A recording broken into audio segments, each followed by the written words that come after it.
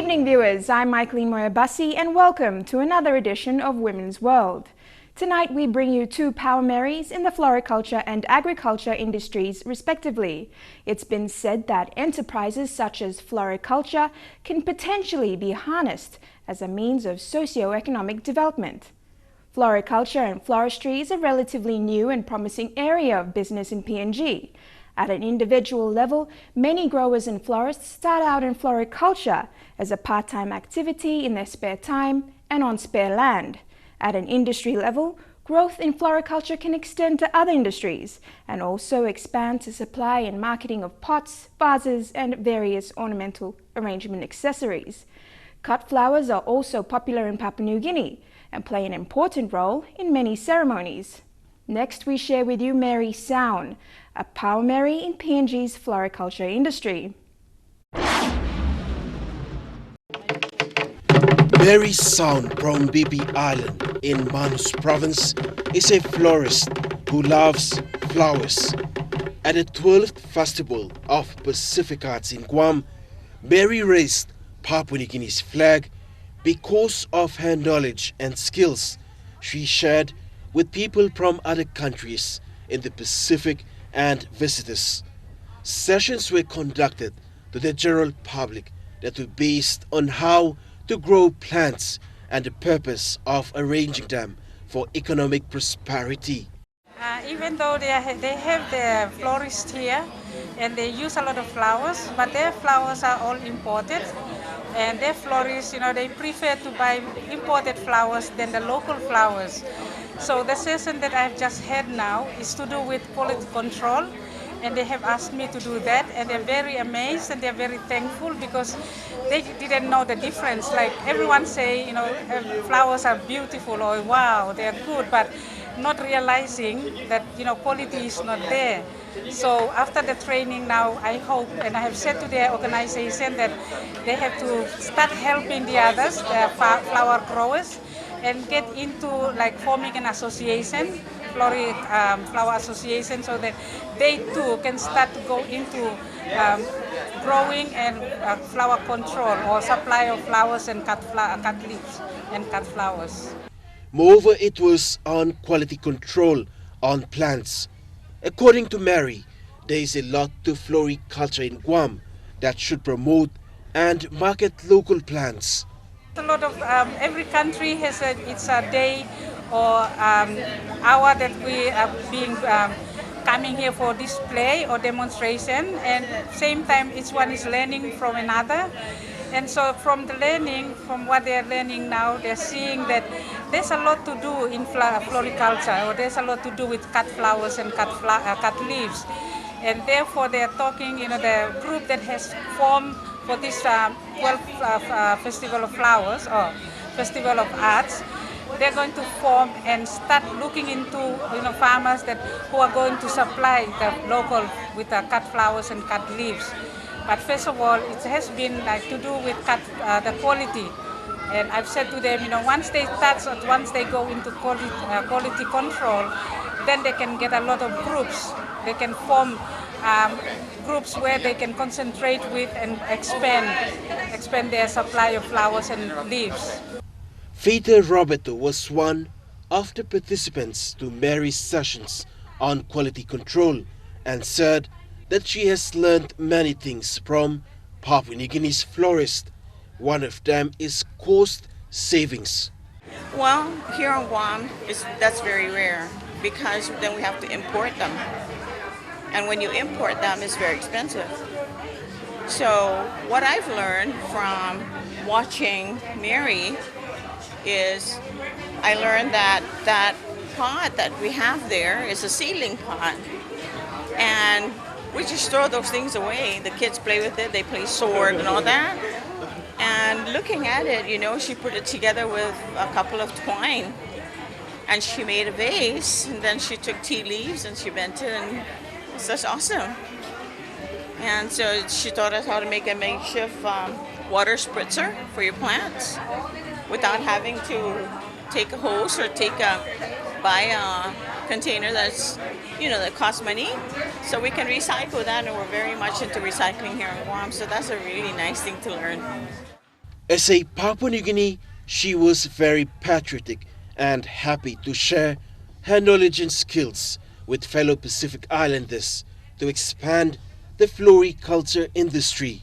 And so for me, I can just see like it, it's a big thing for them, but yet at the same time, it's a learning. It's a learning for them because they don't have any florists. You know, amongst the group that are here, there is no florists. They're just volunteers, and they're just flower lovers and all that. But now we are hoping, as their coordinator was saying, he's hoping that we will form a group, and so they will go seriously into floriculture or into like flower farming. It's evident that flower growers need assistance to confidently take floriculture and floristry on. Important skills to understand are the aspects of production and supply chain, as well as training to build production and marketing skills. Keep watching Women's World. When we return, we bring you WeWax Monica, or otherwise known as Mama Monica in agriculture.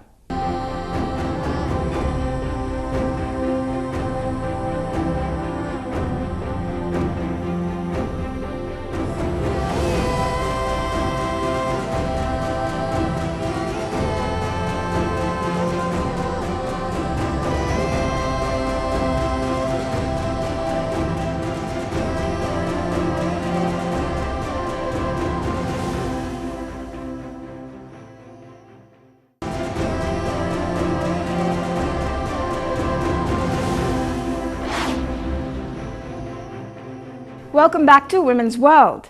The coconut tree has a long history in Papua New Guinea and was an important source of food and other products long before other tree crops were introduced into the country.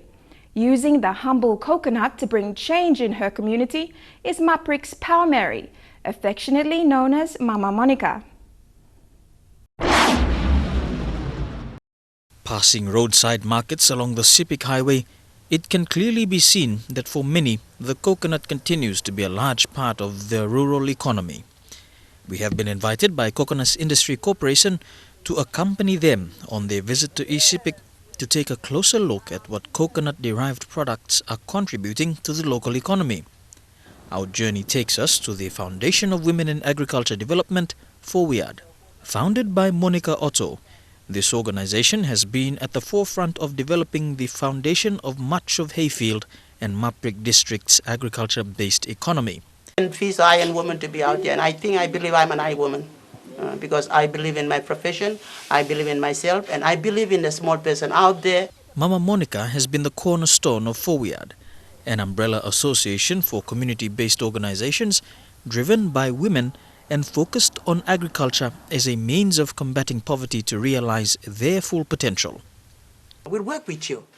And being sisters, they had their own problems, so they would come and share, and we just give them good, positive advice, positive talk. And that made us to cement our relationship. And once they knew that they can make soap and then sell the soap and get the money, that's a breakthrough. Once they made the biscuit and sell biscuits and made money, that's a breakthrough. When the husband tested the biscuit. And then that was not good enough, so we started to form this little group, TOT. Their husband has to say yes before they could come. And before they even sit in the training, their husband has to come and say, yes, I want my wife to sit in the training, and they have to pay. Without that, the wife has to go back, get an approval from the husband to come and sit in our training. And so that's how we pull through. This organization provides an opportunity for women in Maprik to gain knowledge on how best to convert coconuts into a self-sustaining industry. And support from the KIK has come in handy in ensuring FOWIAD is given the necessary attention needed to succeed. The coconut industry has actually set up Coconut Resource Limited, and that will do all the technical backstopping. So we are also looking at joint ventures from outside. If there are interested private sector that want to go in a big way and partner with the groups that we have, we are ready to all partner together to move the industry forward. FOWIAD continues to provide an opportunity for women in Maprik to better themselves. Although predominantly women-based, it has also embraced men within the Maprik community, providing them with an opportunity to also gain knowledge on various coconut product production methods, becoming equal contributors within households leading to a more harmonious community. This is something that Mama Monica continues to advocate, the important role of men within society. Because they didn't have any money, we didn't ask for money. We asked for barter system, for them to come with whatever resource they have, and we value their sago, we value their fish, and they said in our training, we value the coconut. I think Wawra, we did the same thing. Huh? We got their coconut, and we value their coconut, and said, you can see it in our training. So we use our PNG barter system in order to pull them in, to be part of us, so that they can get the skill, they can get the knowledge. And we brought their husbands in for any of the training graduation to witness their husband. And I think Eunice, again, I would say this, Eunice, we put her as a public relation officer because she's really good in talking. But now saying, I don't want to be a public relation officer because no one believes in me, because me no kisabe or same you. Anyway, those are other things we can talk about it, but she can talk for herself. We put her with AIGS gave us a funding. OSAID gave us 3 fundings. One was the Media Council. Peter is aware of that. Second one was another OSAID project. That's the training center. That's Wangimbuzi is the owner of that, and the downstream processing. And we wanted Eunice to go out to the States and to talk. And the husband said, I don't want my wife to go around and talk. Public here by making me same. And I said, excuse me, and making you same by making me same. I'm the boss of that thing, so you know her. You stay out and talk. No, she's my wife. They know that she's my wife. So she's not going up there. And I said, okay, you go on top. And I said, no. You're right, you go on top. What's he talk? And she did a good job. You know, these are the sort of things that men are highly vulnerable to get their women to come out to this exposure, thinking that they may go, another man will take them. That's the fundamental belief they have. If they leave the house, come out, some man might admire her and take her into the bush. So, and typical headache blong all piggy man. Hey, sorry, you are all piggy man. Forgive me for that. So, but in the rural areas, it's worse scenario, worse, because these women have to be brave enough. There are lessons that can be learnt and used as a blueprint for other areas in Papua New Guinea. However, as Mama Monica points out, it will not be easy. Till and when Papua New Guinea government and its public servant wake up and say, me picking man, when am I you come? Papua. Me picking Papua, I'm going to land and I'm going to take on the board. No, start thinking like that. Because at the end of the day, you all EMTV camera, you go back, you got house capable, you install a place. Huh? You got tank install a place. Suppose you know, sorry, maybe believe by fight one day, and come back to town. So you're a man of Papua New Guinea. Think of yourself that you have a land, you need to open up the land and allow the development to take place. You see now on this government office, now then you Pami Manilo plantation and Pami long all this another line come here, beyond long you, but you angama was a mean angama staff. So the economic potential of Papua New Guinea lies with the resource owners. And that is you, men on the high government office as a politician, as a secretary or as a director or whatever, and a simple brother and sisters of yours that is sitting in the village. Start thinking Papua New Guinea and start thinking your land, start thinking your identity, and let's develop our country because we have the resource and we have the people. Thank you. If you want to share an agri story from your community, you can contact us on our Facebook page, search Women's World MTV. Stay tuned, World Female Leaders next.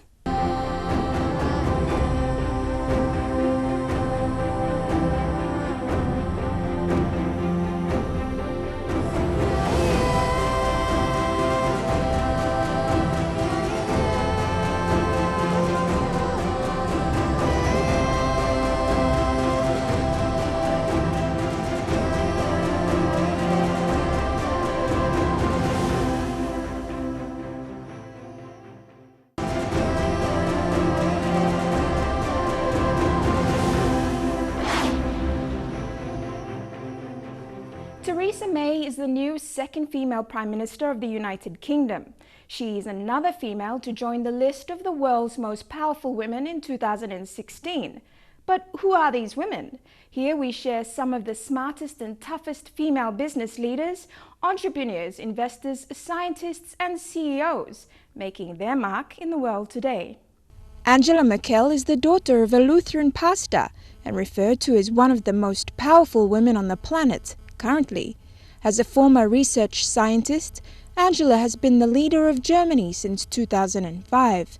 She is known for turning around economic and political challenges in the European Union, but one of her latest acts has been recognized globally, and that is opening Germany's borders to over 1 million immigrants from Syria and other Muslim countries in the last several years. If Hillary Clinton is elected president in November, it will be another historic milestone to add to the lists of milestones which she is known for. She is the first and only First Lady to run for public office, and the first woman to be elected senator from New York, and the first woman to advance this far in a presidential race. That is why I am running for President of the United States. At 60 years of age, this French Pawa Meris is Christine Lagarde, the managing director of the International Monetary Fund, the organization that serves as economic advisor and backstop for 188 countries. When Christine took over in 2011, the world economy was still recovering from the financial crisis. That women bring value to the table, that they can contribute to the economy, and that they matter enormously when it's a question of focusing on value, focusing on principles, and delivering what they promise. Sheryl Sandberg is the Chief Operating Officer for Facebook. Last year, Sheryl donated about $31 million in Facebook stock to a charitable fund, the majority of which will go to Lean In, her non-profit organization that supports women in the workplace and women's empowerment groups. The current CEO of YouTube is Susan Wojcicki. In her 40s, Susan is in charge of the world's largest video platform. YouTube has more than 1 billion unique visitors a month and is valued at an estimate $70 billion. Susan started her own business-making venture when she was 11 years old, selling spice ropes, braided yarn with spices attached. No one I knew was taking any computer science classes, and I loved it. And then I started working, and I realized how creative, how social, how fun it was, how I could build things and create things that people all over the world could use. If you can change technology, you can change the world. President of South Korea, Park Geun-hye, oversees the world's 14th largest economy from the capital in Seoul.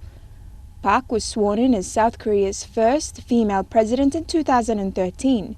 She's the daughter of former South Korean President Park Chung-hee. Park's mother was killed in 1974 during an assassination attempt on her father. As president, Park promised a new era of government and that she would be the president for the people. Tsai Ing-wen is regarded as first being a professor, not a career politician or from a political family. But in Taiwan's most recent presidential election, she won in a landslide to become the first female leader and president of Taiwan. Tsai is a respected thinker and negotiator. Considered as publicity shy, she won over people with her sincerity, intelligence and drive. Sri Mulyani Indrawati is Indonesian, and at 53 is the World Bank's number 2 since 2010, and its most senior woman ever. Sri is tasked with bringing together the best ideas and people from the institution's 188 member countries to achieve its dual objectives, ending extreme poverty and promoting shared prosperity. Before the World Bank, Sri was Indonesia's Minister of Finance, as well as its coordinating Minister of Economic Affairs. At 47 years of age, Adina Friedman was promoted to be Chief Operating Officer of NASDAQ, one step closer to CEO. NASDAQ is the world's second-largest stock exchange. Adina started as an intern, working her way up. Loretta Lynch is the first African-American woman in U.S. history to be sworn in as Attorney General. Among the many tasks she has done, Loretta worked as a special counsel to the prosecution for the International Criminal Tribunal for Rwanda, which helped prosecute crimes from the country's genocide. Yes, it can be hard to establish inroads into industries and job titles traditionally dominated by men, but there is promise. Since 2005, the number of women who are world leaders, presidents or heads of state had more than doubled by last year. Let us not forget that Taiwan, Myanmar, Nepal, Croatia, Mauritius, Lithuania and United Kingdom have elected or re-elected female leaders to office. And of course, there is US presidential candidate Hillary Clinton. That concludes this edition of Women's World. Thank you for sharing your time with us tonight. Please send us your stories of development or news via the contact details now showing on your screen.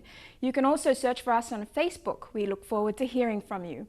On behalf of the Women's World team, thank you for watching and enjoy the rest of your viewing on your #1 to watch, EMTV.